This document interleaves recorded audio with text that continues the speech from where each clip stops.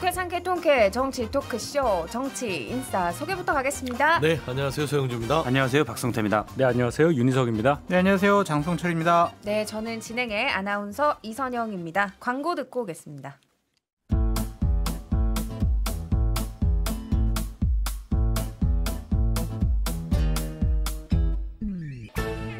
유쾌한 정치 토크쇼 정치인싸. 네, 오늘 첫 이야기는 지난 설 연휴 동안 있었던 이제 민심의 흐름들로 시작을 해보도록 하겠습니다. 각 언론사들에서 여론조사 결과들을 쏟아냈거든요.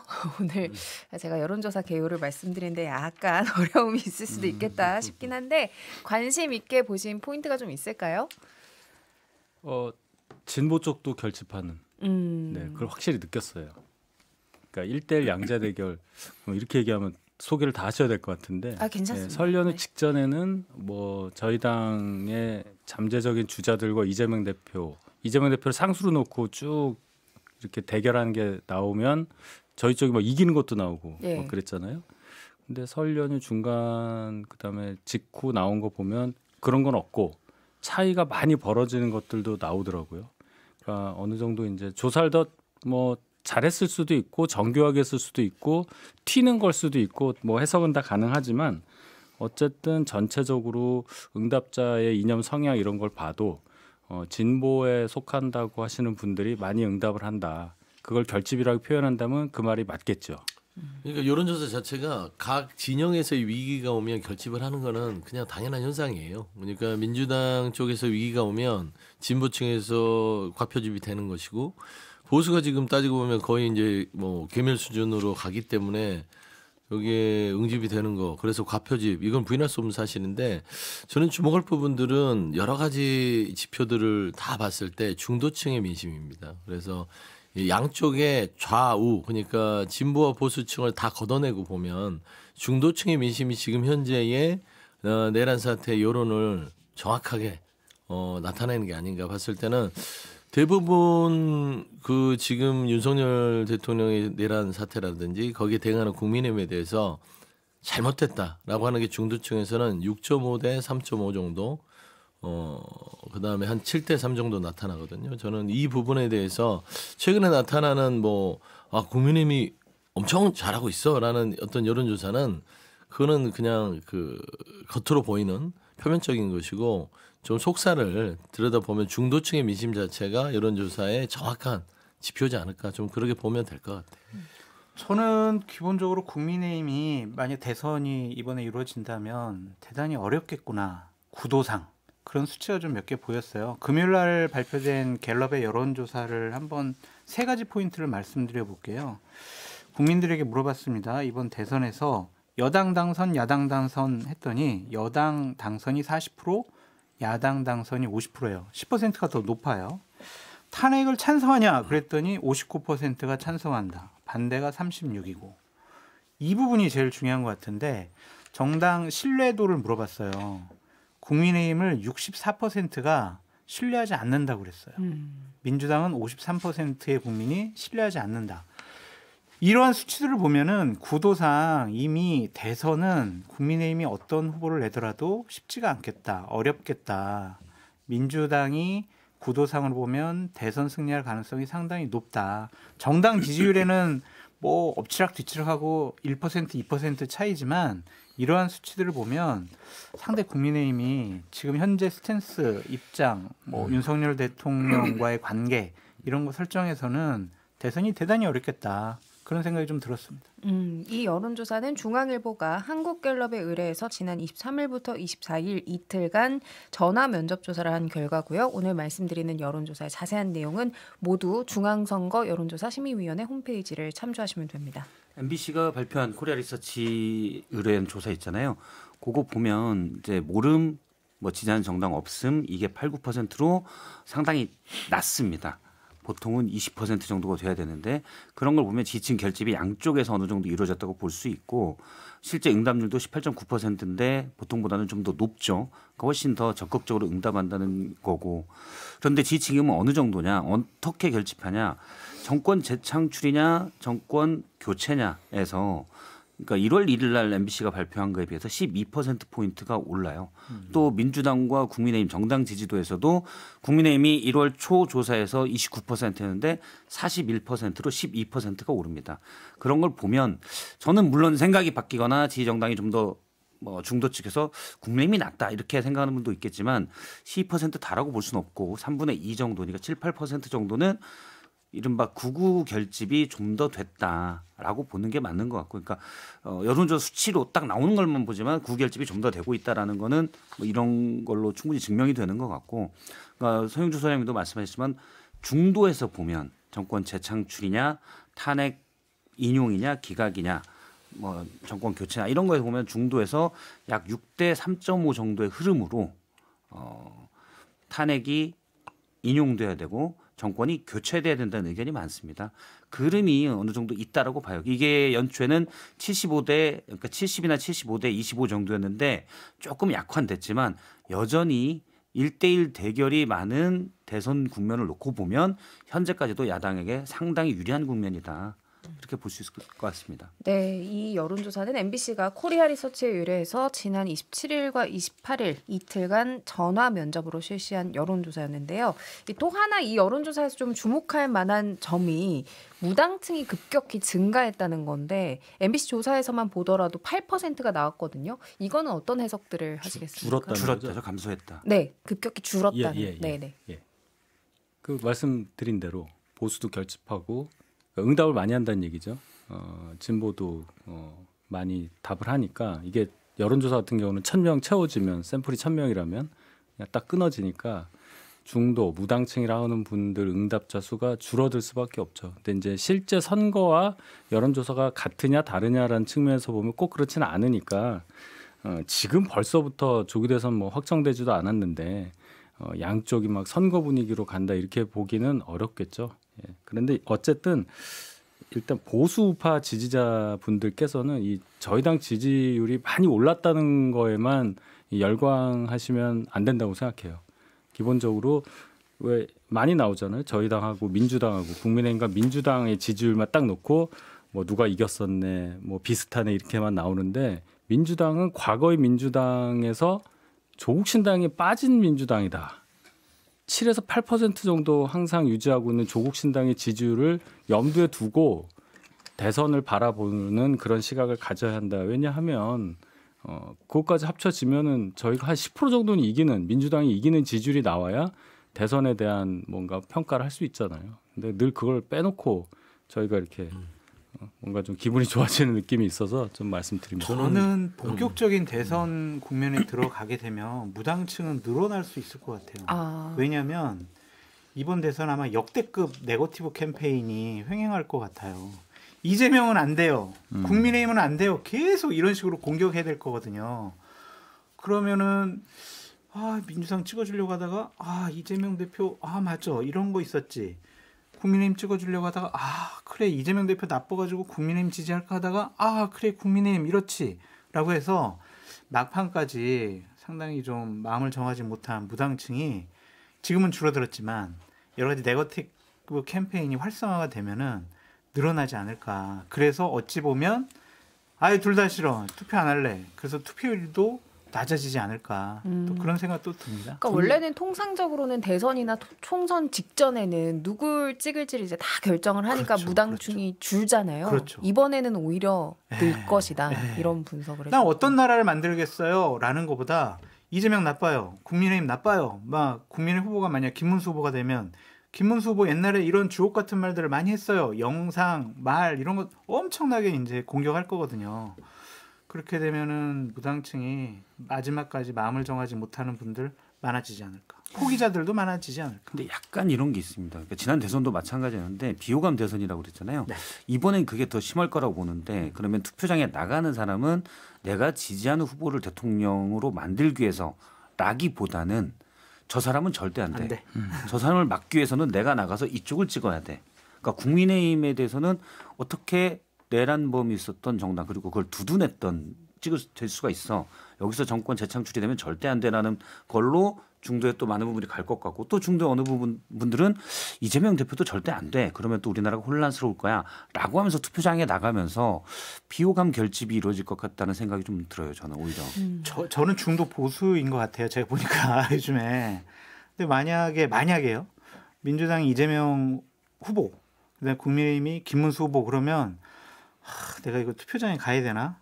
그런 생각이 들 수도 있을 것 같아요. 그래도 투표를 해야죠.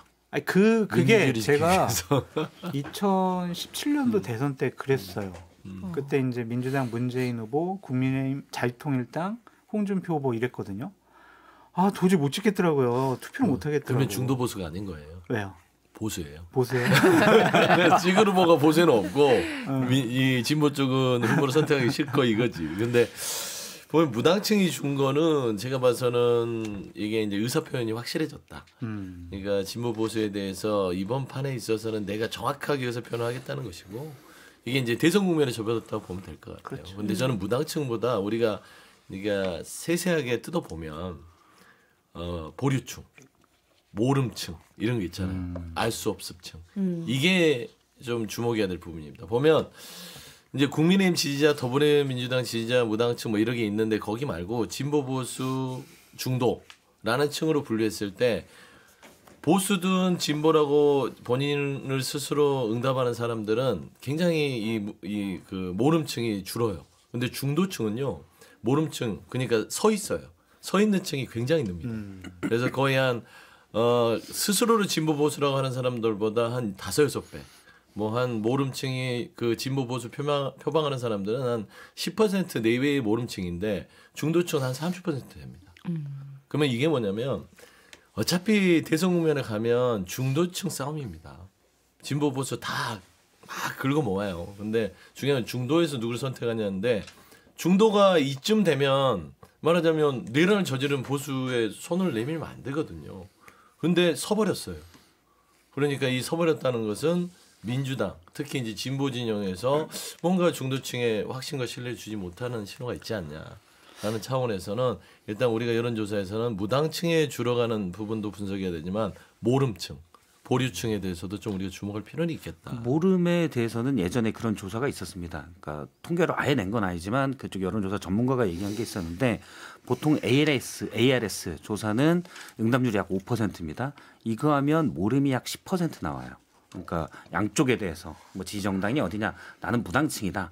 특별히 지지하는 정당 없다. 이게 10% 정도 나오고 전화면접 조사는 통상의 응답률이 15%인데 여기에서는 모름 무응답이 약 20%가 나옵니다. 이 말은 뭔 말이냐면 ARS가 훨씬 더 정치 고관여층이 한다는 거죠. 그러니까 고관여층이기 때문에 모름이 적다라는 겁니다. 난 한쪽 지지하는 게 확실하다는 얘기죠. 근데 지금 모름이 적다는 건 뭐냐면 지금 여론조사에 고관여층이 적극적으로 개입하고 있다는 거예요. 그러니까 우리가 이제 응답률이 15%라고 하면 전화 면접이 그건 그냥 숫자로만 딱 생각하지만 사실 100명이 전화를 받은 사람이 모수고 이 중에 15명이 끝까지 간다는 거예요. 그런데 지금 극우 지지층이 원래 한 뭐 인구의 유권자의 한 10% 최대로 잡아서 그 정도가 있다고 했을 때 이분들이 적극적으로 응답을 하면 응답률이 확 올라가고 전체에서 차지하는 이분들의 비중이 상당히 높아집니다. 100명 중에 15명인데 사실은 이분들이 100명 중에 반절이 그냥 다 받는다. 그러면 이분들이 전체에서 차지하는 비중이 상당히 커지죠. 그런 결집이 지금 현재 이루어지고 있다. 그러니까 고관여층이 상당히 적극적으로 그러니까 최근에 이슈들에 대해서 대응하고 있다고 봐야 될 것 같아요. 알겠습니다.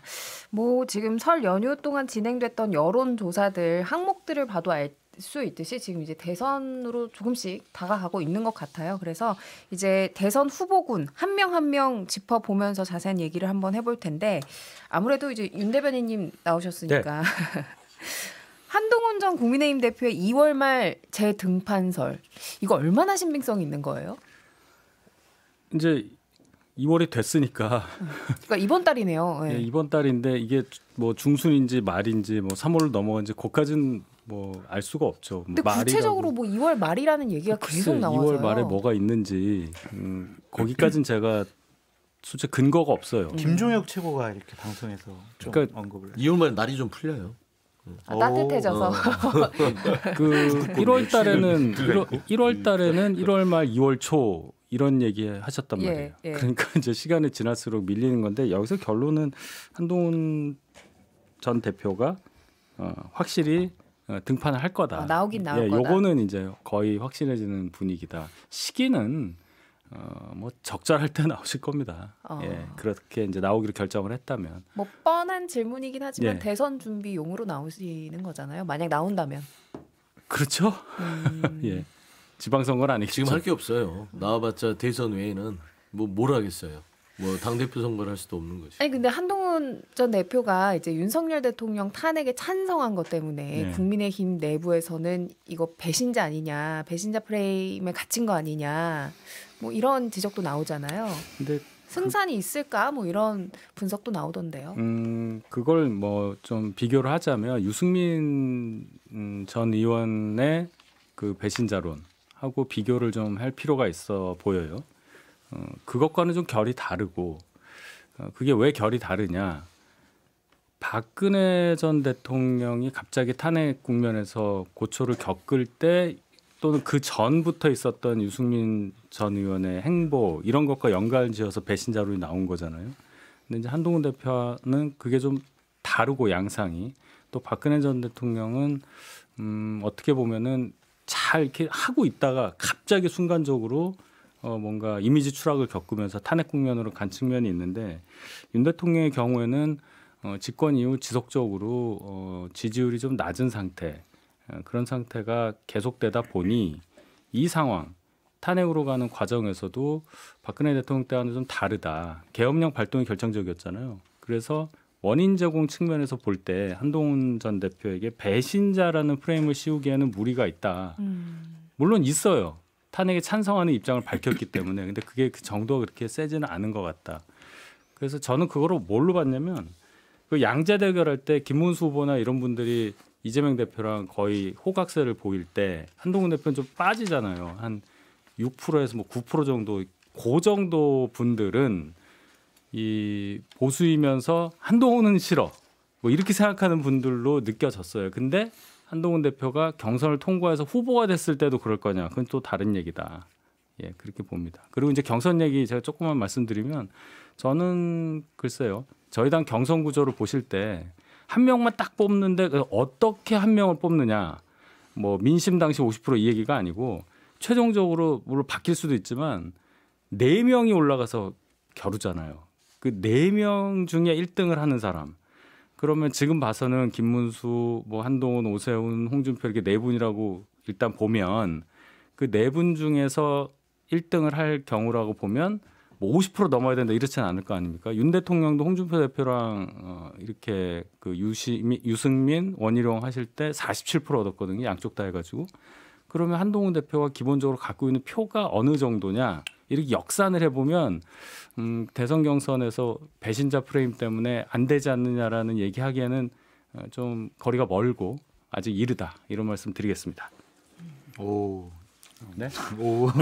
오. 아니 지난 전당대회 때 63%를 얻었기 때문에 뭐 이제 그 자신감은 그런 걸 뿜뿜할 보자는 거예요. 거예요. 다들 설득되신 거예요? 아니 그게 아니라 아니에요? 한동훈 전 대표의 63%는 그 한동훈 대표가 정치를 처음 시작했을 때 얻은 첫 선물이잖아요. 그게 지금까지 버텨온 자신감일 것 같고 냉정히 얘기하면 한동훈 전 대표는 이번 대선에서 안 나올 수가 없어요.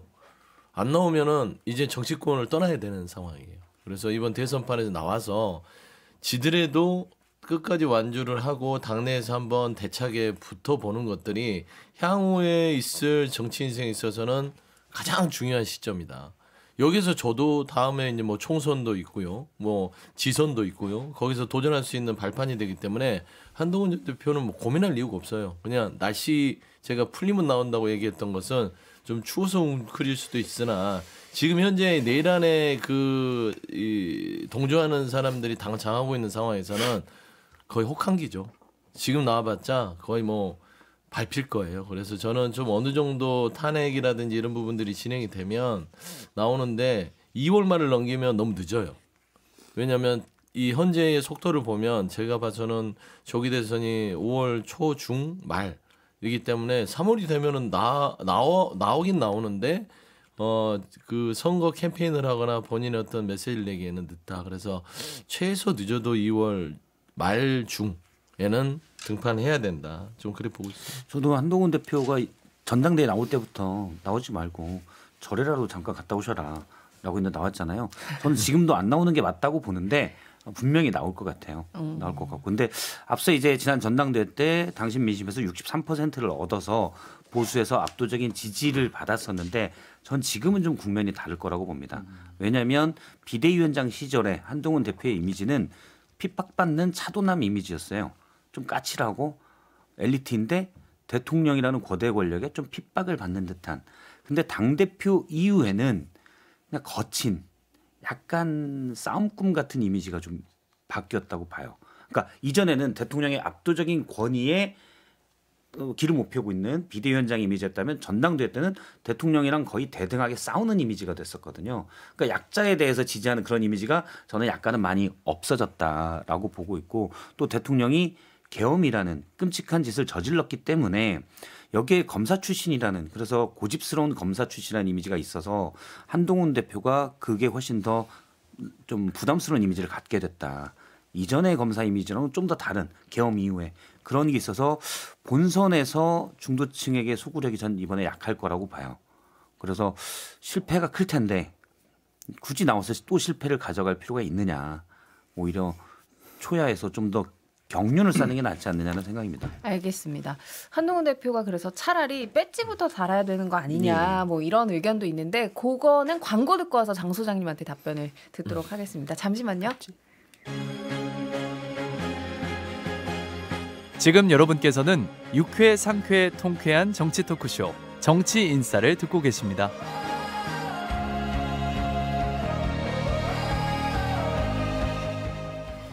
자, 정치인사 2부 계속해서 이어가겠습니다. 한동훈 전 대표의 2월 말 재등판설에 대해서 이야기를 해보고 있었는데요. 장 소장님. 나오셔야죠. 대선판이 큰 판이 벌어졌는데 정치를 하겠다라고 한 분 그리고 전직 당대표 그리고 비상계엄을 막는데 큰 공헌을 세운 그러한 정치인이 이 대선판을 모른 척한다? 나 배지부터 달아야지. 이것은 이제 너무 한가한 소리 같다는 좀 생각이 들고요.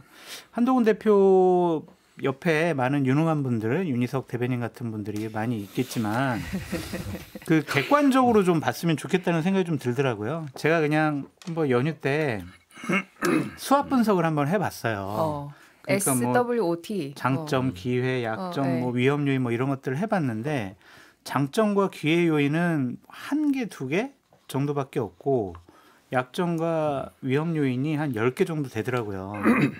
그러니까 이제 그러한 약점과 위험 요인을 어떻게 돌파할 수 있을까?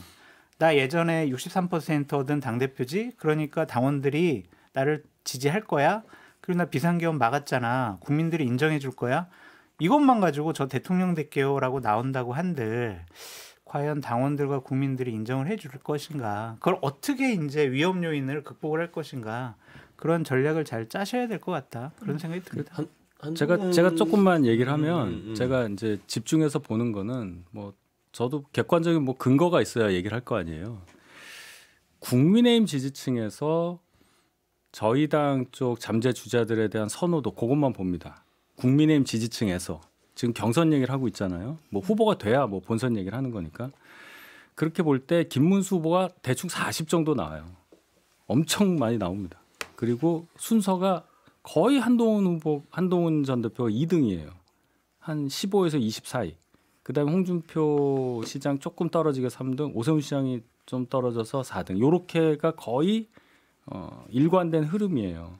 그래서 거기서 이제 제가 보는 건 자, 지난번에 63%인데 얼마나 남아 있느냐? 이런 걸 보면 여론조사는 100%가 아니니까 이게 역산하면 대충 20% 정도 여론조사에 나오는 걸로 보여요. 지금 상황에서.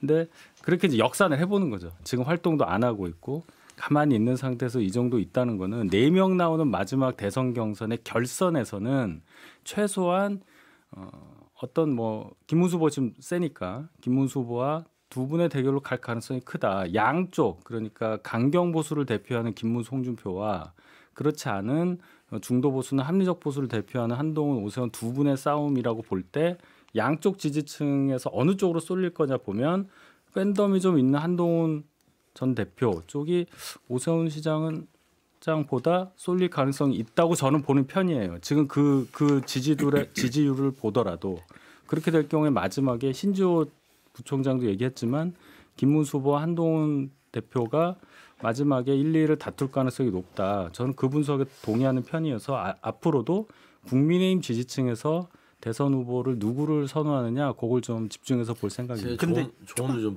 먼저 하시죠. 조금만 네. 말씀드리면 그 의미가 없어요. 현재 국민의힘 당원 당규 대선 후보 선출 규정을 보면은 그냥 김문수 후보가 돼요. 그냥 다른 거 할 필요도 없어요. 보면 각종 여론조사에 보면 국민의힘이나 보수층에서 김문수 후보가 25에서 40 정도의 지지를 얻더라고요. 철저하게 충성심이 높은 당원들 대상으로 하면은 김문수 후보가 그냥 볼 것도 없이 국민의힘 대선 후보가 될 수밖에 없는 상황이다. 그런 생각이 좀 들어요. 제가 좀 조언을 드리면 지금 여론조사의 지표를 가지고 한동훈 대표에게 조언을 하면 안 된다고 생각합니다. 그러니까 정치라는 게 기본적으로 지금 과표집이 돼 있는 상황이고 좀 오염이 됐다고 봐야 돼요. 그다음에 김문수 후보가 계속해서 간다면 민주당엔 좋겠으나 그것도 계속 이어지지는 않을 것 같아요. 왜냐하면 최근에 뭐 지금 태극기라고 불러지는 그 강성 지지층 내에서도 지금 균열 사항이 나타나고 있습니다.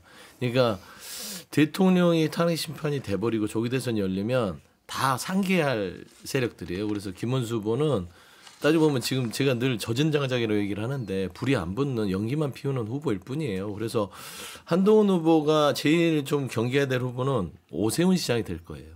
그러니까 이제 보통 정치적으로 기반이 됩니다. 그러니까 홍준표 시장은 대구를 기반으로 해서 지금 하고 있는 사람이고 김문수 후보는 태극기를 기반으로 하고 있어요. 그다음에 유승민 후보는 기반이 어딘지를 모르겠어요. 그냥 그 어떤 박근혜 아니면 좀 합리적인 기반인데 그냥 넓어요. 당내의 기반을 볼 수는 없고. 근데 한동훈 대표 같은 경우는 기반이 어디죠? 잘 보세요. 윤석열입니다. 왜냐하면 반윤석열이었기 때문에 윤석열의 대체제로서 보수층에 말하자면 지지를 얻었기 때문에 윤석열이라는 그 지지 기반을 참 타고넘는 기이한 지지 기반을 갖고 있어요. 근데 오세훈 시장은요 서울시장입니다.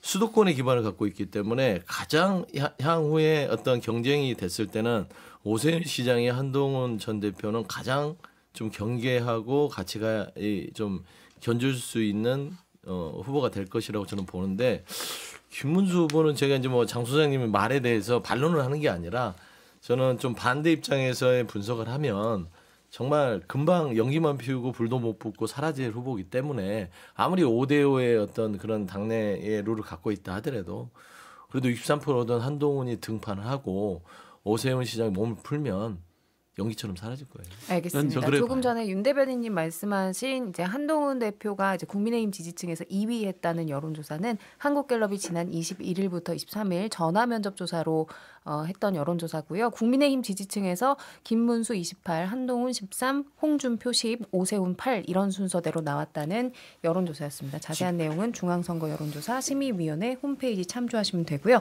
지금 저희가 차기 대권 주자들 얘기를 하고 있는데 좀 얘기할 사람들이 많아서 제가 좀 정리를 하고 갈게요. 그러니까 범 여권 내에서 대선 후보들이 뭐 비둘기파, 매파가 이렇게 있다라고 치면은 약간 이제 탄핵에 찬성했던 비둘기파는 방금 전에 얘기하셨던 한동훈, 오세훈, 유승민 등등이 있을 것 같아요. 그럼 비둘기파부터 좀 얘기를 하면 이 셋 중에 누가 조금 더 중도층에 어필을 하고 표를 가져올 수 있다고 생각을 하시는지. 제일 중도층에 어필하는 거는 사실은 유승민 전 의원이죠. 유승민 전 의원인데 이른바 이제 가상의 배신자 프레임에 걸려 있어서 그걸 못 뚫고 나오는. 그래서 이제 이런 거예요. 그러니까 국민의힘 지지층 내에서도 유승민 의원이 본선 경쟁력이 가장 있다라고 생각하면서 한켠에서는 그런데 저분이 경선에 되겠어?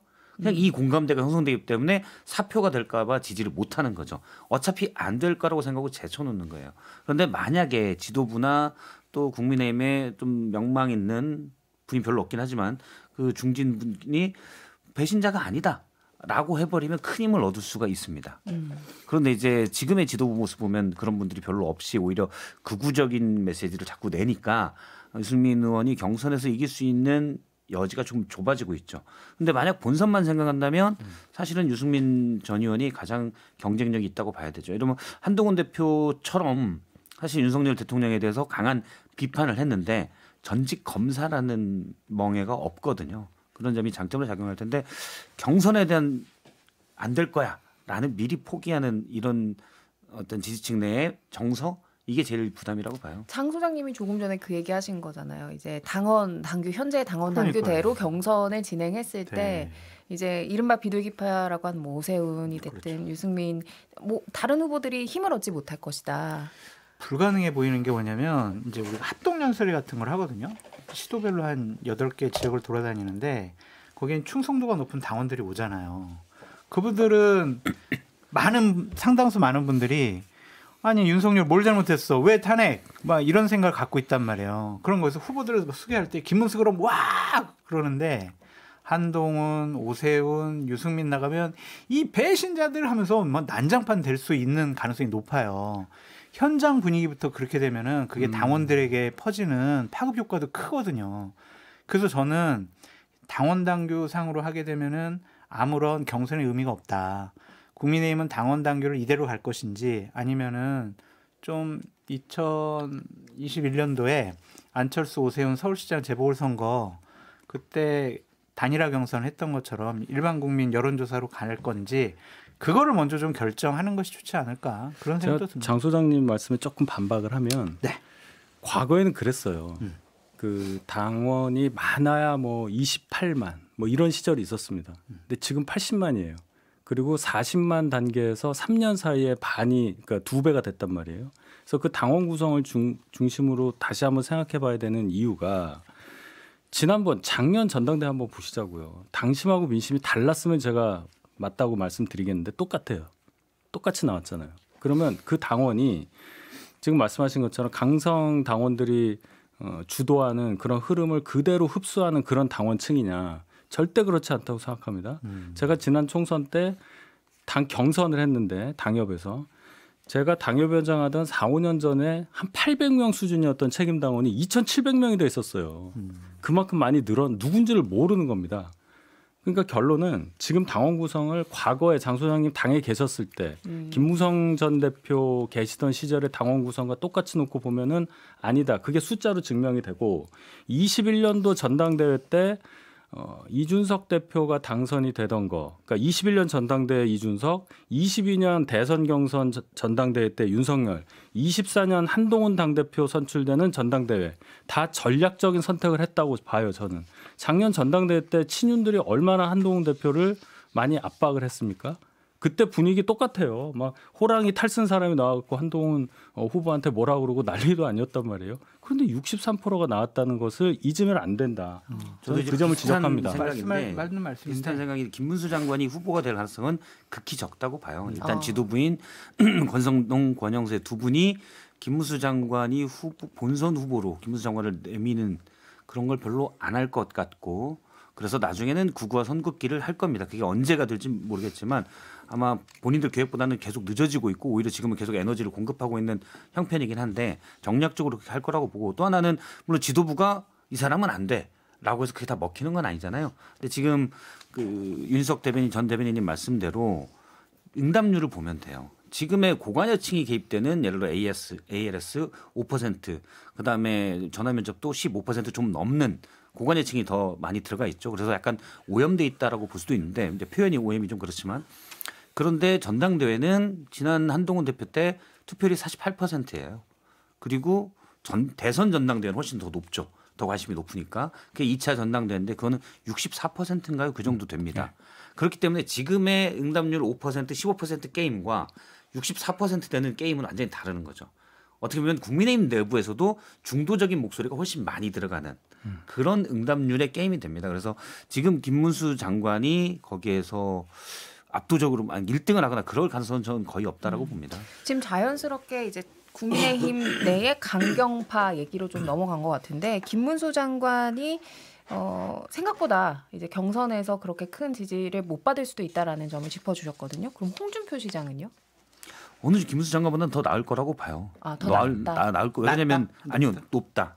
왜냐하면 대중적 인지도가 훨씬 더 높고 그리고 한나라당 당 대표를 했었고 또 대선 후보도 됐었기 때문에 나을 텐데 이전 대선과는 좀 다른 게 이번에 계속 윤석열 대통령의 비상계엄을 해프닝이다. 어설픈 해프닝 이렇게 했고 약간 두둔하는 모습을 보였거든요. 예. 그래서 사실 좀 젊은 약간 꼰대스러운 이미지도 있지만 젊은 층에게 뭐 재밌다라는 분으로 소구한 강점이 있었는데 전 그걸 많이 잃었다고 봐요. 그냥 조금 더 재밌는 김문수다. 저는 비둘기 매파 나눈 것보다 제가 요즘에 장작론을 얘기하는 게 장작론이요. 젖은 장작과 마른 장작이 있어요. 장작. 이게 젖는 게 어디에 젖냐면 내란에 젖은 장작과 내란에 젖지 않은 장작이 있어요. 그게 이제 비둘기파 매파라고 얘기할 수 있죠. 그러니까 마른 장작은 불을 붙여 놓으면 확 붙어요. 그게 지금 한동훈, 뭐 유승민, 뭐 오세훈 시장은 좀 왔다 갔다 하는 게 있지만 하여튼 그쪽이 좀 말라 있는 장작이라면 내란에 젖은 장작들이 깊이 젖은 게 김문수, 뭐 홍준표, 뭐 이렇게 얘기할 수 있겠죠. 그러니까 이 장작들은 저는 보수의 스펙트럼이 태극기가 전체를 지배하고 있다고 보지 않아요. 건전한 보수들이 많습니다. 거기에다 이제 체질도 분류를 해야 되는데 저는 젖은 장작들은 어차피 막 불을 붙이려고 해도 결국에는 보수의 전체 스펙트럼에서는 이들에게 뭐를 주지 않아요. 계속 뭐 태극기 부대가 계속해서 막 불을 붙여도 안 붙고 연기만 무성하다 사라질 거고 저는 마른 장작들의 싸움이 될 거라고 보는 겁니다. 그게 이제 뭐 비둘기파라고 할 수 있는데 저는 오세훈하고 한동훈 둘을 주목하는 이유는 지금 역대 보수층에서의 당대표 선거를 보면 이렇게 좌표를 찍으면 다 나가 떨어졌어요. 그러니까 김기현을 찍을 때도 용산에서 윤석열 대통령이 이 사람이라고 손을 내밀면 그냥 나가 떨어지고 나경원도 나가 떨어졌잖아요. 김기현이 됐어요. 이준석도 말하자면 너 나가 하니까 나갔어요. 그러니까 이준석 나경원은 보수층 내에서 튼튼한 어떤 펀더멘털은 없다. 근데 제가 한동훈을 지켜 세우는 게 아니라 객관적으로 분석하면 한동훈을 그때도 이렇게 제거하려고 뭐 원희룡부터 나경원부터 해서 합동 공격이 들어갔는데 버텼잖아요. 그리고 23%를 얻었어요. 이게 말하자면 보수층에서의 그 경쟁력을 봤을 땐 한동훈이라는 이 마른 장작이 들어왔을 때 불을 붙여놓으면 잘 탈 수 있다. 거기에 플러스 오세훈은 서울시장이라는 그 기반, 그다음에 그동안에 좋은 어떤 대중적 이미지가 있기 때문에 여기도 조금 젖지만 않으면 그 내란이라는 쪽에 젖지 않으면 경쟁력이 있을 수 있어서 저는 그 뭐 매파라고 분류하는 분들은 정말 연기처럼 사라질 분들로 좀. 근데 마른 장작 맞으신데 이 밖에서 자꾸 윤석열 대통령이 메시지 내면서 물 뿌리고 정강훈 목사도 막 거리에서 막 물 뿌리고 해가지고 다 그냥 젖어버려라. 근데 거기에 젖으면 안 되는 거지. 젖으면 죽는 거야. 연기만 피고 다 사라져. 그러니까 저도 못 피하고 아무도 못 피하고 젖는 거예요. 세 분이 얘기하는 것처럼 국민의힘 당원들이 합리적이고 상식적으로 이기는 사람을 뽑는 것이 맞다고 보여지는데 윤석열 대통령 탄핵이라는 것과 관련해서 너무 강경한 사람들의 목소리 그리고 당협위원장 80명이 대통령님 사랑해요 뭐 편지 쓰고 이런 모습을 보면 이게 점점 더 위축되고 강하게 자기네들끼리 결속하려고 이게 외연 확장이라든지 이길 수 있는 후보를 발로 차버릴 가능성도 있어 보인다. 그런 우려를 말씀드린 거예요. 알겠습니다. 저는 근데 국민의힘에서 이걸 잘 알아둬야 되는데 지금 여론조사는 김문수 장관이 높게 나오고 그러지만 제 주변에 이제 보수적인 생각을 가진 분, 완전 극우인 분, 뭐 진보, 또 완전 진보인 분 여러 스펙트럼이 많은 분들이 많거든요. 근데 특히 중도층에서 볼 때 지금 얘기했지만 정말 화가 난다. 이런 분들이 너무 많아요. 이분들이 여론조사에 잘 안 나오는데 대표적으로 그 체포영장이 집행이 안 되고 경호처가 뭐 김성훈 그 차장에게서 뭐 무기로 맞겠다 요로 얘기 나왔을 때 그 다음에 그 구속기간 연장 이게 안 됐을 때 특히 지난 주말에 지난주인가요? 그 안 됐을 때 지난 주말에 안 되고 뭐 검사장 회의를 한다 이럴 때 정치에 별 관심 없는 분도 다 뭔 얘기를 하면 이러다 풀려나는 거 아니야? 그러면 나도 나갈 거야. 민주당을 안 찍던 분들도 그런 얘기를 하는 분들이 상당히 많아요.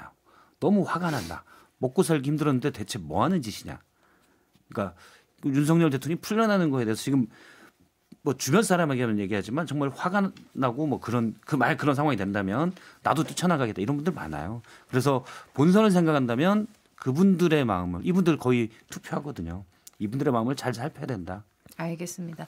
이제 야권 후보들을 이야기해야 하는데 그 전에 잠깐 국민의힘이 이준석 전 대표를 영입하려 한다는 건 뭐 뜬 얘기예요? 아니면 이게 좀 근거가 있는 대선이 얘기예요? 박빙이 되면은 네. 만약에 이제 이재명 대표 47, 국민의힘 후보 한 43 얻었는데 이준석 대표가 한 7, 8% 얻어요. 예.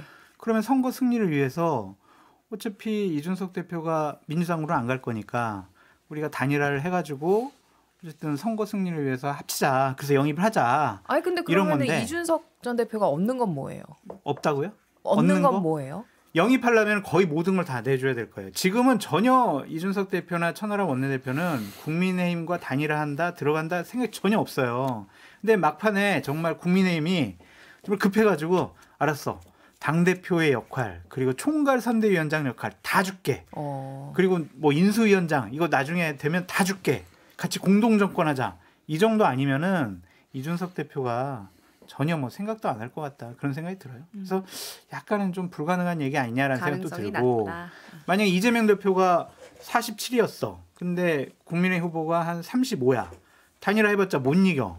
그러면 에이 이준석도 와가지고 또 여러 가지 회방할 거 아니야. 에이 안 해. 이럴 수도 있잖아요. 그래서 좀 가능성이 상당히 좀 낮은 얘기가 근데 아니에요. 이준석 의원을 데려가려면 국민의힘에서 많은 대가를 치러야 될 거예요. 근데 이제 이준석 의원이 보통 장사를 잘하는 분이 아니거든요. 왜냐하면 개고기를 뭐 양고기처럼 팔았었던 분이고 그래서 대통령을 만들었잖아요. 그렇기 때문에 장사를 잘해요. 그래서 저는 최근에 개혁신당의 어떤 분란의 과정도 보면 절대 손해보는 일은 안 한다. 그러면 국민의힘이 이준석 의원 데려가려면 거의 뭐 정권을 준다고 해야만 가지. 그냥 대충 와서 맞아요. 너한테 이득이 있잖아. 와서 우리하고 손잡자면 뭐 이준석 의원이 거기를 갈 리는 없다. 그리고 근데 네. 이준석 의원을 데리고 간다면 사실 정권 주는 게 더 효과적이라고 생각하고 데려갈 거예요. 그냥 데려가서 그냥 조그마한 역할 맡긴다 이 생각하면 굳이 데려갈 필요가 없죠. 근데 전반적으로 이번에 가능성이 개혁신당 논란 낮다. 때문에 상당히 좀 이미지가 많이 깎였다. 그게 있는 것 같습니다. 자, 민주당 얘기로 한번 넘어가 보겠습니다. 여전히 이재명 대표가 좀 독주인 상황으로 보이는데 이런 의견도 있더라고요. 그러니까 이재명 대표가 만약에 대선 후보 등록까지 마쳤는데 그 이후에 이제 대법원에서 당선 무효형이 나올 경우 그러면 어떡하냐? 민주당은 혹시 대안이 있느냐? 대안이야 뭐 없진 않죠. 그러니까 대안을 준비해야 되는 게 공당의 어떤 역할이고 책임이고 그러니까 대선을 준비하는데 그런 만약의 경우는 대비를 할 거예요. 근데 제가 여러 차례 좀 언급을 했던 건데 이재명 대표가 가지고 있는 넘어야 될 산 중에 하나가 2심이 사실심이 확정이 되면 무죄가 나오면 그게 클리어가 되는 것이고 안 된다 하더라도 예를 들어 대법원에 숙제를 남겨놓으면 계속 그 공격을 할 거예요. 뭐 어떡할 거야. 대법원에 그러니까 형사법상의 불소추 특권은 있는데 재판은 이렇게 퀘스천을 던지면서 계속 공격하면 이게 말하기가 애매합니다. 그런데 해서 뭐 대법원의 판결이 정지될 겁니다. 이렇게 얘기하기도 그렇고 그러면 제가 대법원의 판결이 있기 때문에 제가 후보를 내려놓겠습니다. 하기도 그래요.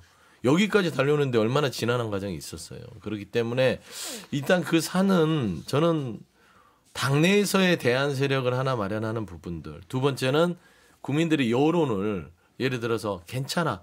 대법원에 그 부분이 있다 하더라도 이재명이 한다면 인정할게. 설사 조기 대선이 또 있다 하더라도 국정에 불안감을 또 준다 하더라도 이재명이 한 번쯤은 대통령을 해서 좀 능력을 보여주고 실력을 보여주면 되겠어. 라는 국민적 여론이 높아진다면 그냥 밀고 가는 거예요. 근데 그 딜레마를 어떻게 이겨낼 수 있을지는 좀 일단 시간을 좀 봐야 될 것 같아요. 저는 지금 2월 초가 시작됐고 2월 말이 가장 이 당내에서의 중요한 포인트일 것 같고 3월이 되면 그때는 이제 서로 간에 지금은 통합과 포용을 얘기하는데 3월 정도 되면 멱살 잡고 싸우는 일이 생길 수도 있다. 민주당도요? 그렇죠. 왜냐하면 그거를 인정하지 못하는 사람들이 이재명 대표를 보호하기 위해서 그거 어떡할 거야? 대안을 내야 되지 않겠어? 라는 할 때 무슨 대안이야? 묻지마 이재명 하는 순간 그 안에서는 공당으로서 국민들한테 대안을 내야 되잖아요. 근데 대안을 내지 않고 그냥 가겠다. 고 할 수는 없는 거거든요. 근데 너무 체급 차이가 크지 않아요? 체급 차이가 큰다 하더라도 그러면 예를 들어서 이게 내란 사태가 있다고 해서 민주당이 그냥 거저먹는다 생각을 하면 절대 안 됩니다. 절박해져야 되거든요. 국민들은요 냉정합니다. 아니 예를 들어서 대안이 국민의힘한테 우리가 민주당에 대안을 제시 못하면 국민한테 줄 수 있는 거예요. 그게 국민이고 민심입니다. 민주당이 민심을 허투루 보면 안 돼요. 그래서 저는 이런 민심에 대해서는 조금 더 긴장감을 가지고 독보적인 거는 인정을 하나 네. 독보적이라고 해서 당내의 어떤 대안이라든지 다양한 의견들을 무시하고 갔을 때는 국민들이 어떻게 할지 몰라요. 민심 무섭습니다. 지금 이제 민주당에서의 잠룡들, 거론이 되는 사람들의 명단을 좀 보면 김부겸 전 총리, 김경수 전 지사, 김동연 지사 뭐 이 정도 있는 것 같아요. 네. 어떻게 보세요? 이 세력 간의 어떤 상하위 저는 계층 건전한 경쟁을 할 수 이라든지. 있는 네. 좋은 어떤 파트너라고 생각합니다. 이재명 대표 입장에서는 이거를 이제 경계하거나 내치거나 칼을 들이대거나 조롱하거나 이래서는 제가 앞서 얘기했듯이 본인이 가지고 있는 리스크를 중도층 확장에서는 막혀버려요. 저는 품어야 됩니다. 그래서 이들을 잘 활용해서 본인이 포용력도 있고 통합도 하고 품이 넓은 사람이라는 것을 보여줄 수 있는 어떤 매개체로 활용을 해야지 여기를 배쳐가고 아예 그냥 독선적으로 나밖에 없어 가는 순간 저는 솔직히 민주당의 다음 대선에 대해서 100% 확신할 수는 없어요. 왜냐하면 0.73에 우리는 악몽이 있거든요. 저는 그걸 깨기 위해서는 포용하고 통합하고 이들과 같이 뛰어야 된다. 저는 좀 조언 드리고 싶어요. 경쟁 구도가 아니라 문재인 전 대통령이 강조했던 것처럼 포용과 그렇죠. 통합으로 그 가야 이미지를 보여줄 수 있는 매개체로 쓰면 충분히 민주당이 국민들의 신뢰를 얻을 수 있고 좀 확실한 승리로 다가설 수 있다고 봅니다. 알겠습니다. 숨가쁘게 민주당 얘기까지 좀 해봤는데요. 자, 광고 듣고 저희는 다시 오도록 하겠습니다. 자, 정치인싸 오늘 방송은 여기까지입니다. 오늘까지 해서 연휴 마무리하는 분들 있을 텐데 끝까지 건강 관리 조심하시고요. 저희는 다음 주 토요일 오전 11시 5분에 돌아오겠습니다. 고맙습니다. 감사합니다. 고맙습니다.